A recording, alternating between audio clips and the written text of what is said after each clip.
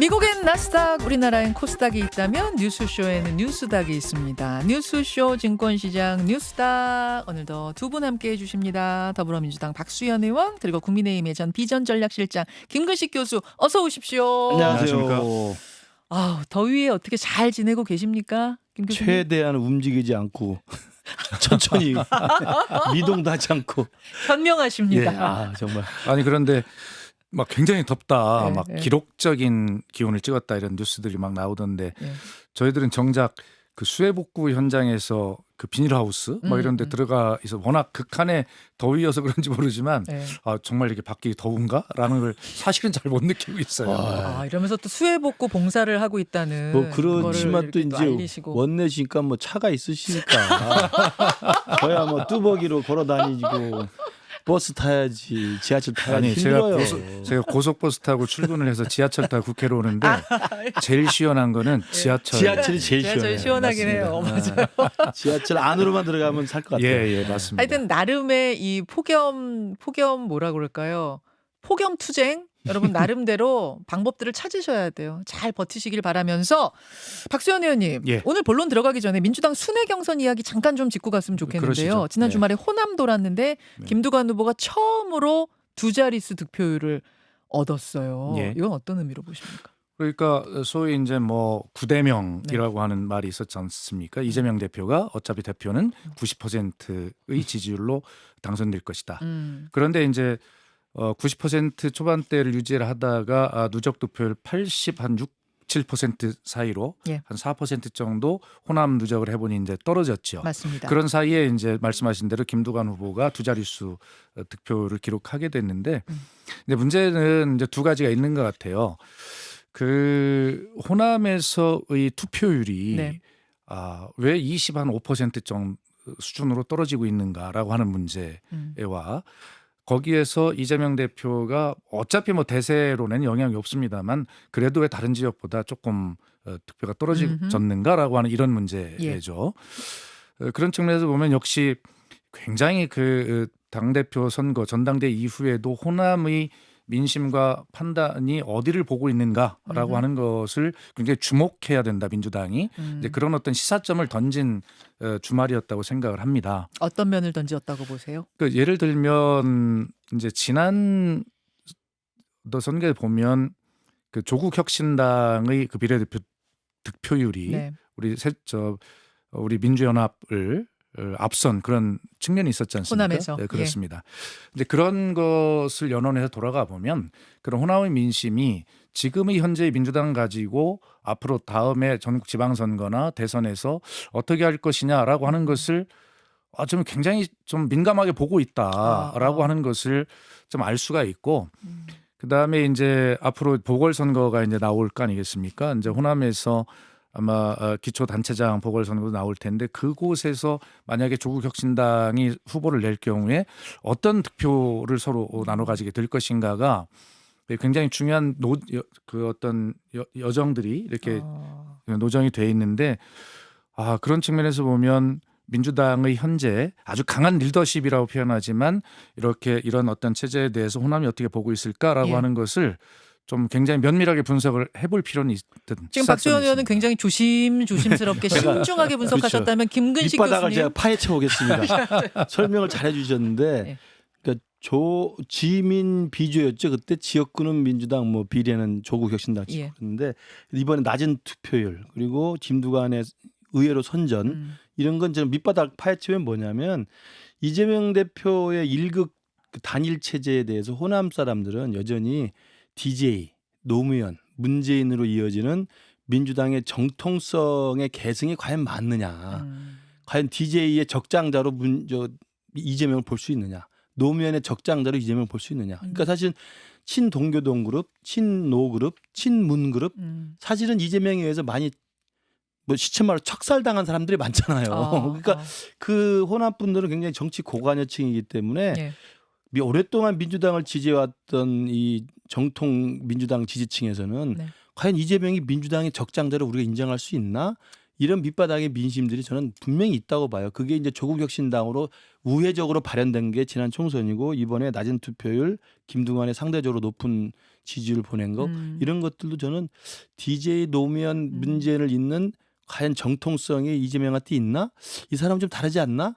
뭐 이런 개딸과 약간의 좀 차별적인 인식이 분명히 호남에는 있다고 저는 생각합니다. 그런 말씀도 이제 뭐 일리가 있다고 봅니다만, 근데 그런 것보다는 지금 이 민주당에게 호남이 어떤 그 경고를 하고 있다라고 보는데 그것은 뭐냐면 이재명 대표 개인이 그런 어떤 계보를 잇는 자격이 있느냐 없느냐의 문제가 아니라 민주당이 좀 더 다양하고 민주적이고 포용성 있는 정당으로 가라라고 하는 그런 중도 확장을 하지 않으면 지방선거 다음 선거에서 곤란하다라고 하는 경고를 한 것이라고 저는 보는 것인데요.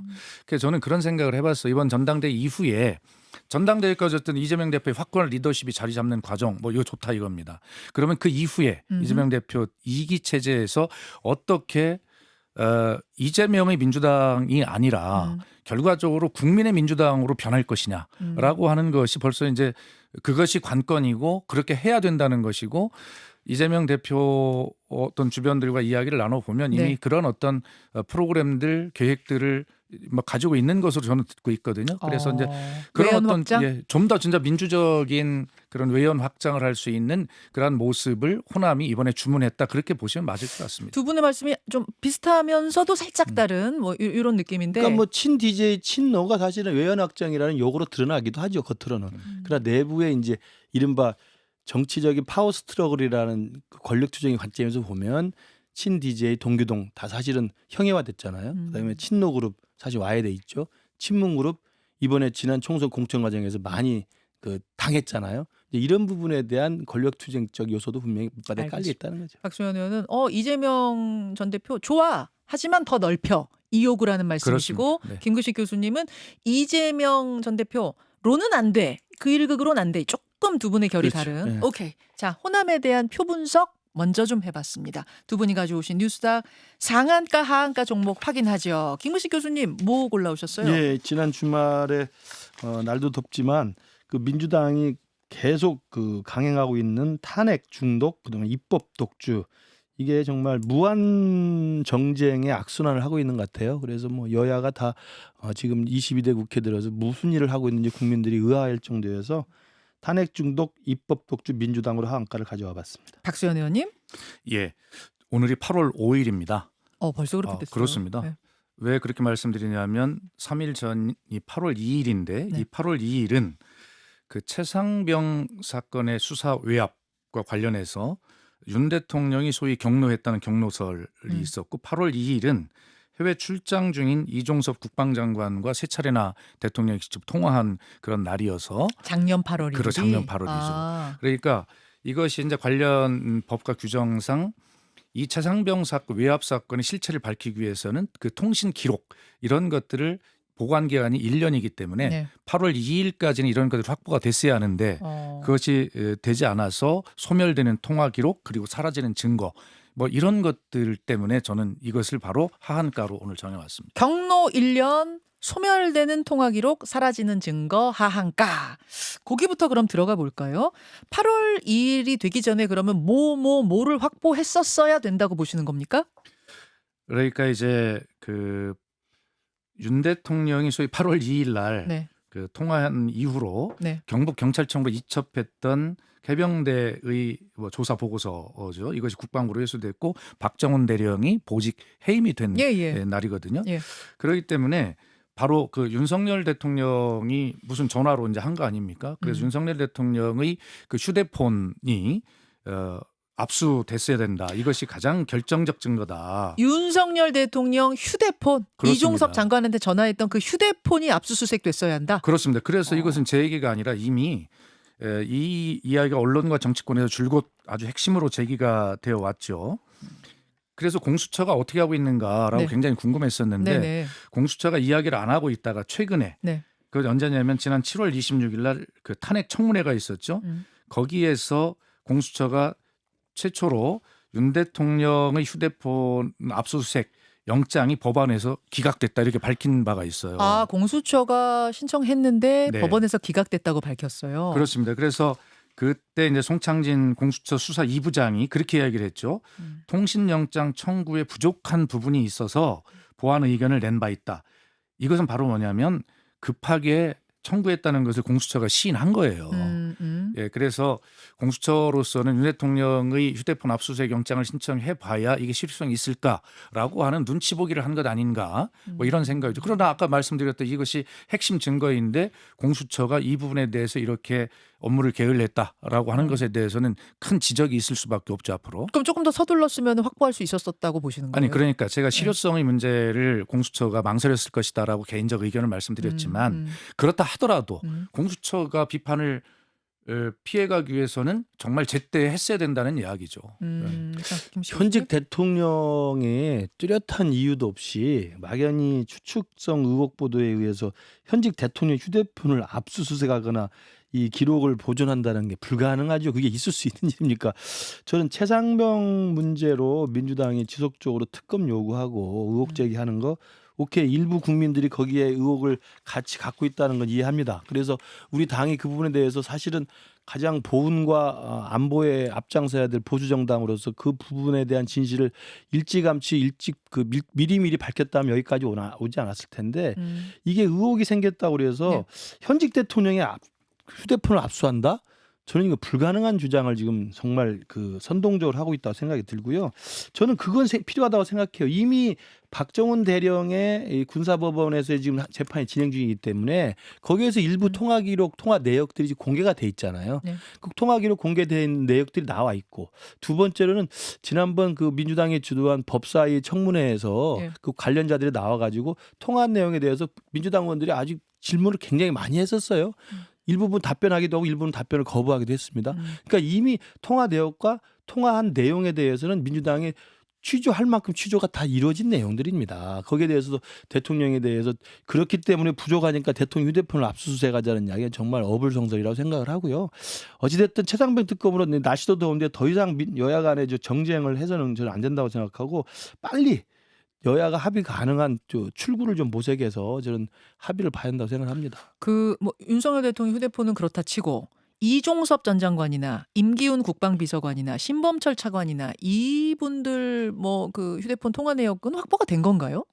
아니 그러니까 당연히 윤 대통령의 그 휴대폰은 그럴 가능성이 있다 하더라도 그러면 그 전화로 통화한 지금 말씀하신 이종섭 전 장관, 임기훈 국방비서관, 그리고 신범철 차관 이 사람들 통화 내역 확보했어야 될 거 아닙니까? 그것도 안 됐어요? 그것도 안 된 거죠.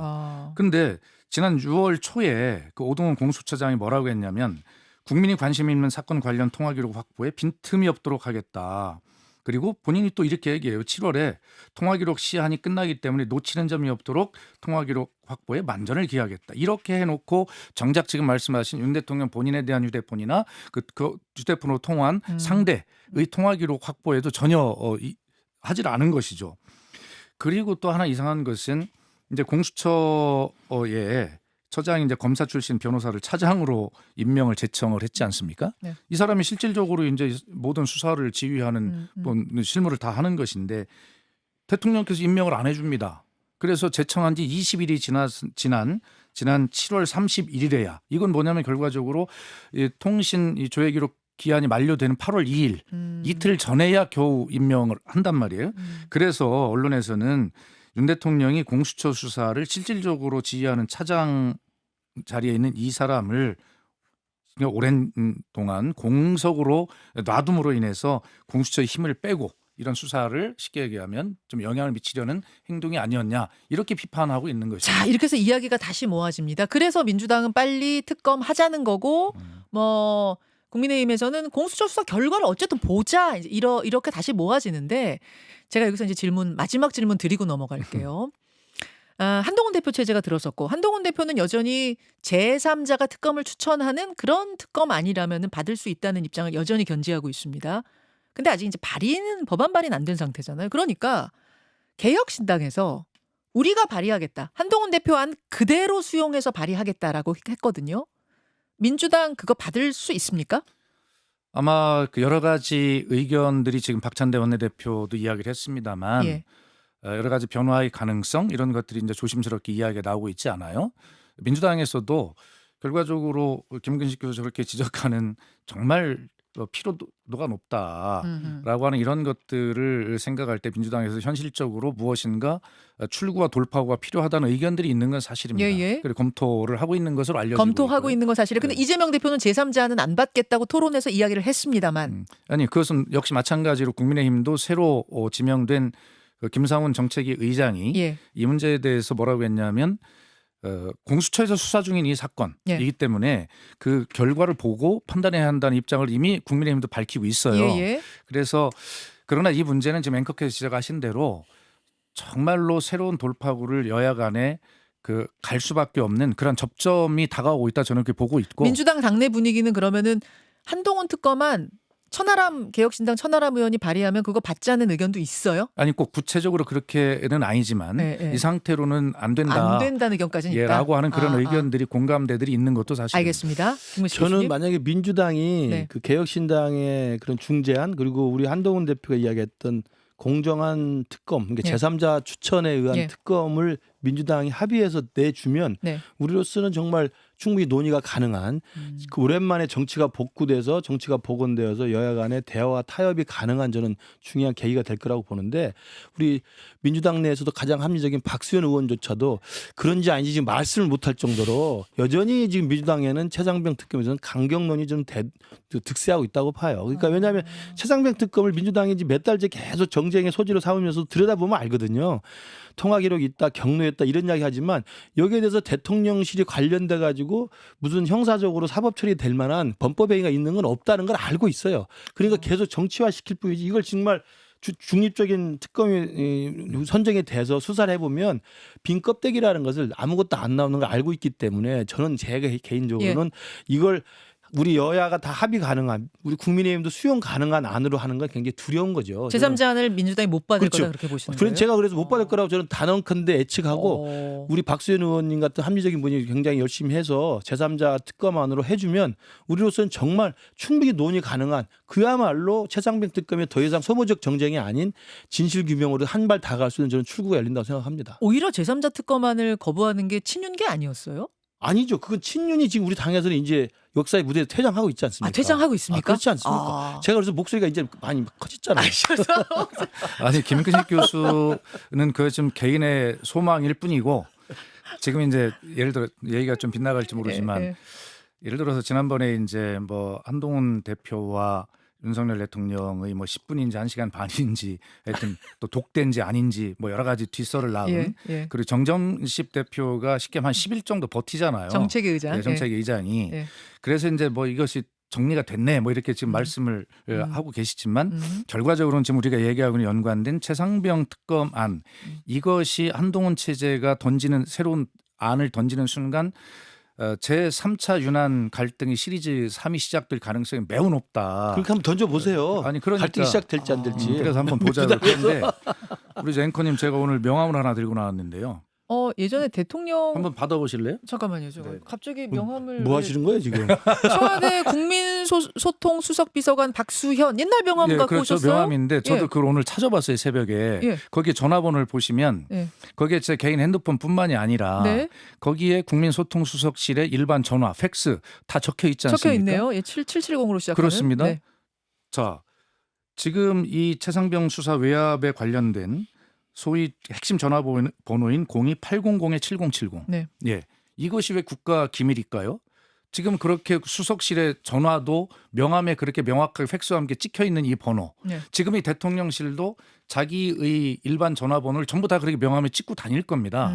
그런데 유독 800-7070 이게 도대체 대통령의 전화인 건지 이 번호만 지금 나오지 않고 있어요. 그러니까 그런 것들을 확인하기 위해서 특검을 하자고요. 하는데 지금까지 내가 누차 말씀드리지만 드루킹 뭐 최순실 모든 특검이 여야 합의로 되잖아요. 그러니까 국민의힘이 합의할 수 있는 대화와 타협과 협상이 가능한 안을 가지고 오라고 좀 한동훈 대표 이미 안을 던졌잖아요. 그런데 지금 그대로 우리는 그냥 가겠다는 기류가 지금도 강하고 아니 민주당의 거대 야당으로서 계속 특검을 주장했는데 한동훈 대표가 먼저 발의하라고 그러고 그게 말이 됩니까? 자. 이번 이 지난번에 재의결을 해가지고 표결이 부결됐기 때문에 새로운 안을 민주당이 여야가 타협 가능한 안을 가지고 나오면 그 800인지 700인지 저는 충분히 규명 가능하다고 생각합니다. 알겠습니다. 일단 여기까지 하고 김근식 교수님 키워드로 부지런히 좀 그러시죠. 넘어가야 될 것 제가 같습니다. 드릴 말씀 많지만 좀 넘어가 보자고 일단. 예. 탄핵 중독 입법 독주 민주당 하한가 골라오셨어요. 왜 고르셨습니까? 이것도 마찬가지죠. 22대 국회 개헌한 지 지금 한 3달째 되는 것 같은데 정말 국민들이 봤을 때 도대체 무슨 일을 하고 있는지 생각하면 여야 간의 극한 정쟁밖에 없죠. 근데 그 극한 정쟁의 가장 그 발단은 뭐냐면 민주당이 거대 야당의 숫자를 믿고 탄핵, 그러니까 방통위원장 탄핵, 권한대행 탄핵, 검사 탄핵, 뭐 대통령 탄핵은 이제 말로 계속 군부를 떼우고 있고요. 탄핵만 계속 일삼고 있고 또 하나는 192석이라는 이 힘만 믿고 대통령이 거부할 것이 명백한 그리고 여야 간의 합의도 되지 않은 여야 간의 협상도 시작하지 않은 모든 법들을 계속 강행 통과시킵니다. 그러니까 이것은 탄핵 중독이고 입법 독재라고 계속 이야기를 하고 있는데 제가 말씀드린 것처럼 탄핵이라는 제도나 거부권이라는 제도나 이런 제도는 헌법에는 나와 있지만 쓰지 않는 게 민주주의 선진국이라고 제가 목에 닳도록 이야기합니다. 유럽에서 그런 거 씁니까? 탄핵이라는 제도가 남발이 되는 건 남미 독재 국가입니다. 그러니까 근데 민주당은 지금 우성만 믿고 탄핵을 거의 밥 먹듯이 하고 있어요. 이진숙 방통위원장 탄핵에 대해서 오물 탄핵이라는 그렇죠. 말을 국민의힘이 주말 동안 썼는데 박수현 의원님 어떻게 보십니까?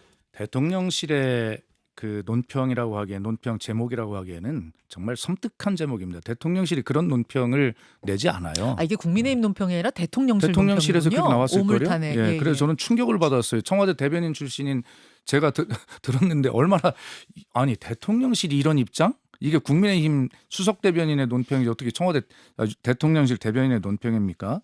그런데 이렇게 봅시다. 지금 이게 탄핵이라고 하는 말은 결과적으로 대한민국에서는 대통령에 관련된 용어로 인식을 하고 있죠. 그동안 그렇죠. 네, 그렇습니다. 예. 그러나 부정한 일을 한 잘못을 한 공무원들을 국회가 징계하고 제지하는 그 용어 그게 탄핵입니다.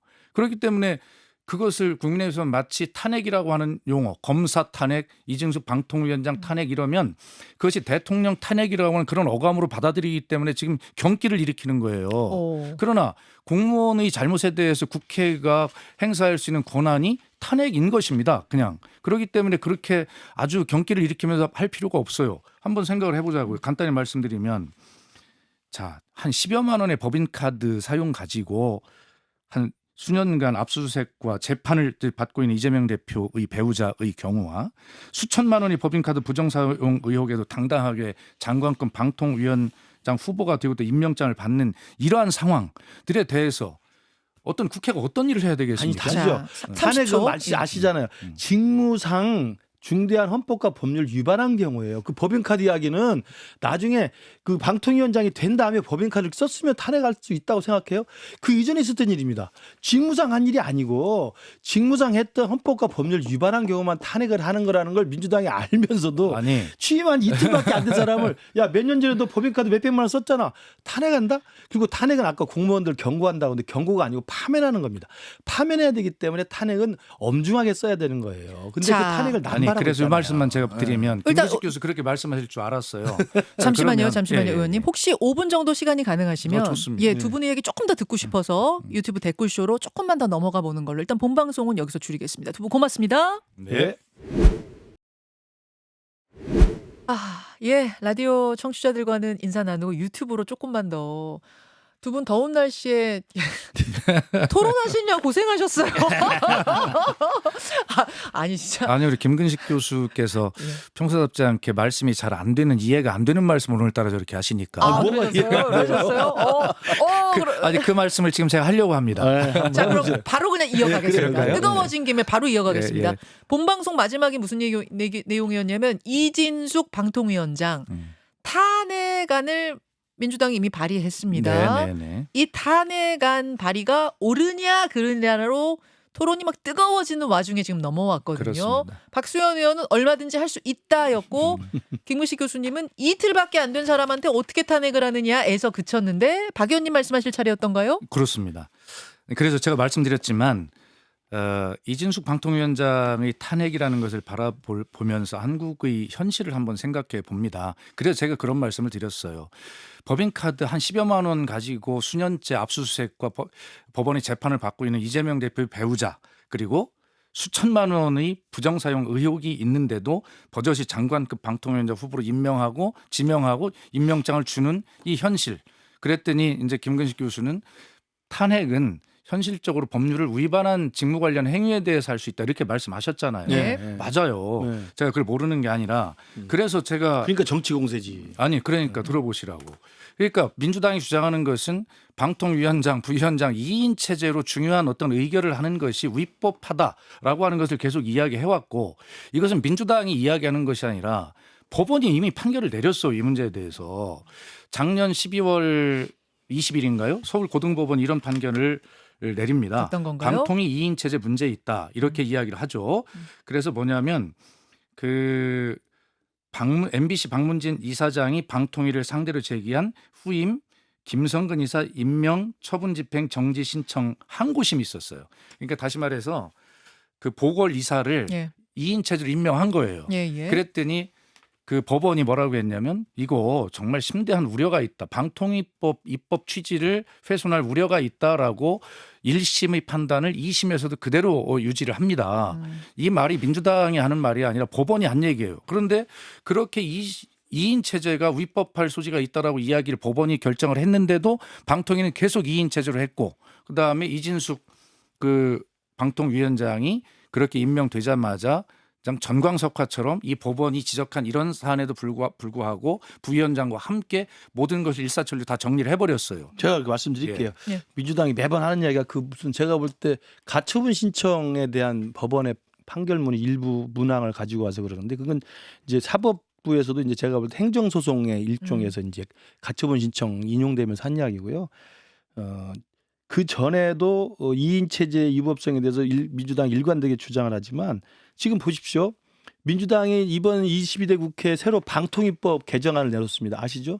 왜냐하면 2인 체제를 계속 요 문제 있다고 하니까 방통위법 개정안을 내면서 2인 체제로 의결이 가능한 점이 문제가 있기 때문에 의결이 가능하다는 표현을 써요. 민주당이 발의한 그 법안에 2인 체제로 의결이 가능한 점이 있기 때문에 4인 이상으로 의결 정족수를 만드는 것이 필요하다고 생각해서 법을 개정하겠다 이런 말이에요. 그러니까 민주당 스스로가 2인 체제로도 의결이 가능한데 우리가 볼 때는 문제가 있으니 의결 정족수를 써주세요 라고 법을 개정하겠다는 거예요. 그러니까 본인 스스로도 2인 체제의 정당성과 효력성을 인정하고 있는 거고 또 하나 아까 민사소송 행정소송에서 가처분 신청 인용된 그 문과 나가지고 그러는데 그것보다 더 확실한 게 있죠. 2인 체제를 해가지고 했던 게 YTN 대표 주주가 바뀌었습니다. 아시죠? 예. 지금 YTN이 그래서 문 닫았습니까? 지금 대표 주주가 바뀐 사람이 인사를 안 합니까? 그 YTN은 지금 들고 일어나가지고 이게 유법한 체제에서 결정된 유법한 결정이니까 다 도로로 무력화됩니까? YTN 잘 돌아가고 있습니다. KBS 사장 새로 선임돼서 KBS 사장이 임명한 인사 발령 잘 되고 있습니다.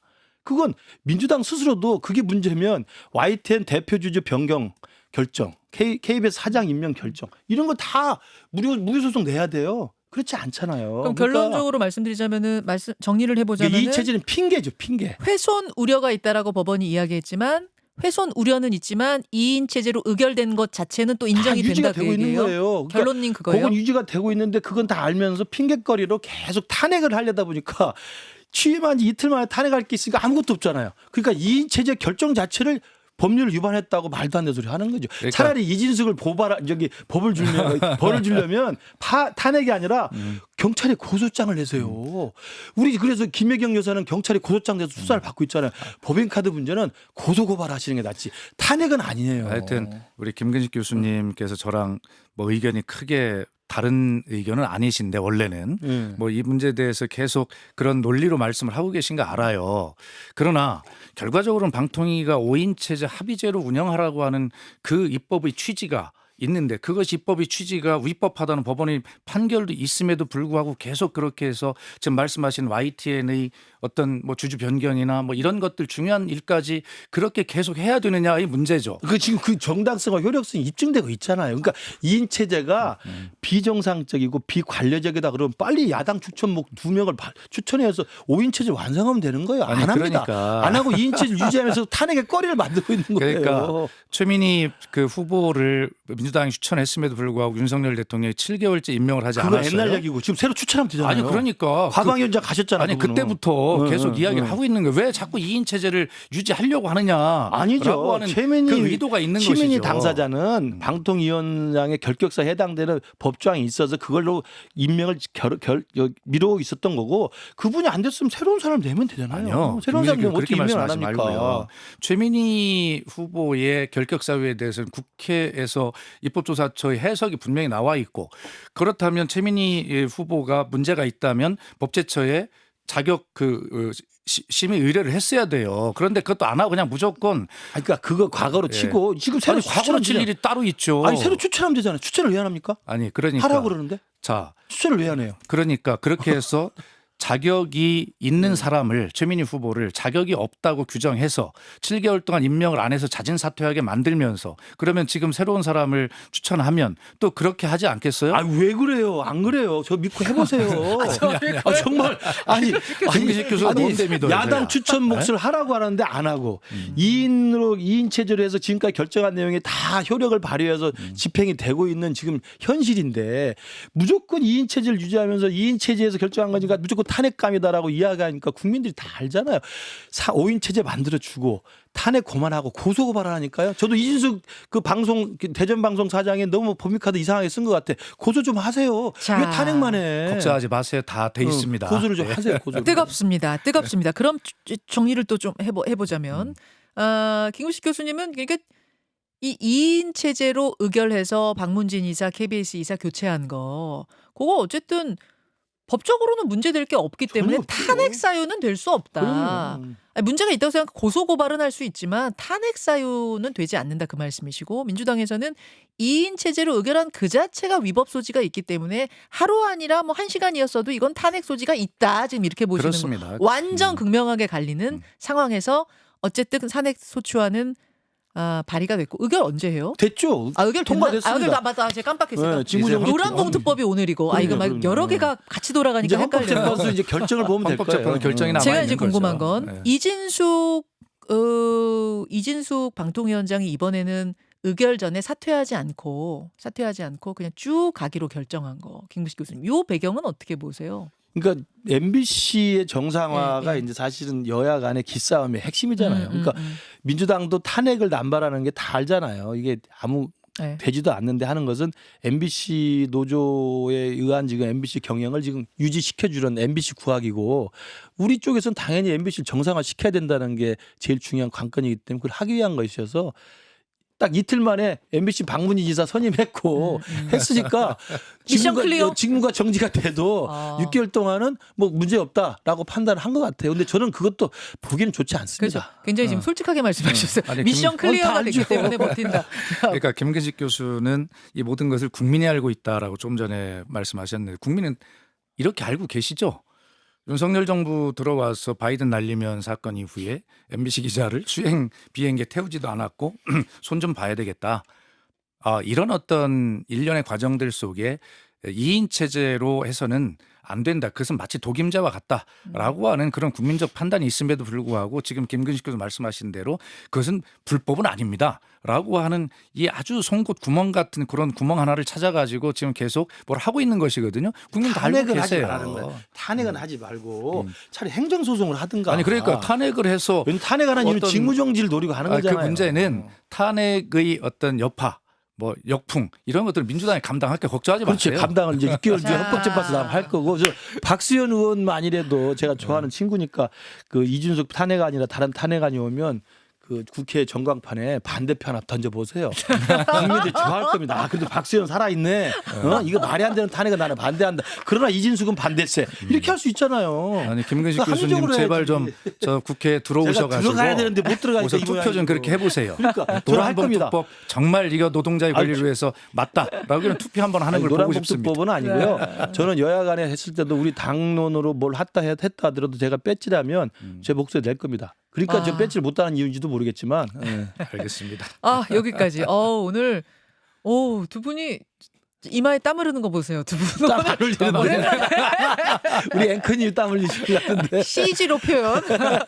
오늘 좀 더운 날입니다, 여러분. 지금 기상청에서 지금 기온 발표가 됐는데 8시 52분 기준으로 전주 31.1, 광주 30.7, 부산 30.9, 목포 30.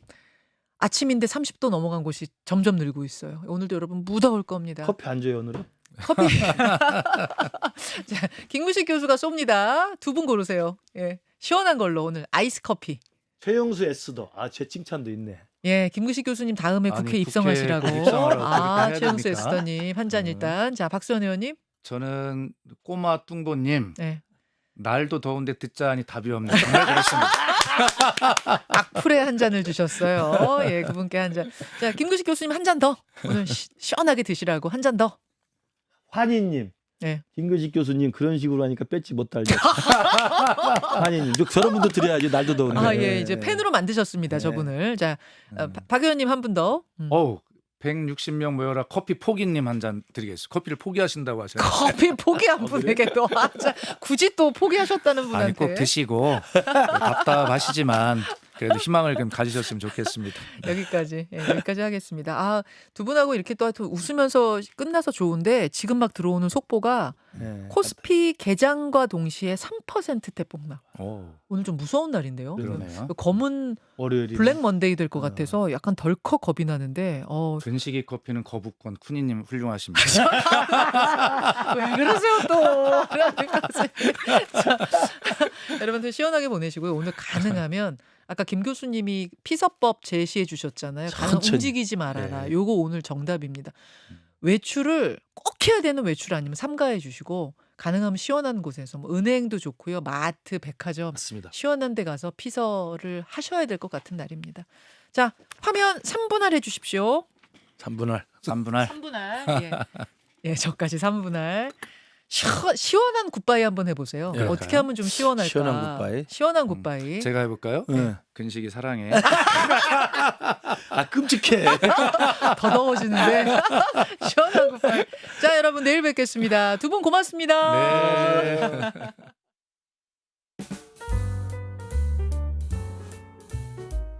김현정의 뉴스쇼는 시청자 여러분의 참여를 기다립니다. 구독과 좋아요, 댓글 잊지 않으셨죠? 알림 설정을 해두시면 평일 아침 7시 10분 실시간 라이브도 참여하실 수 있습니다.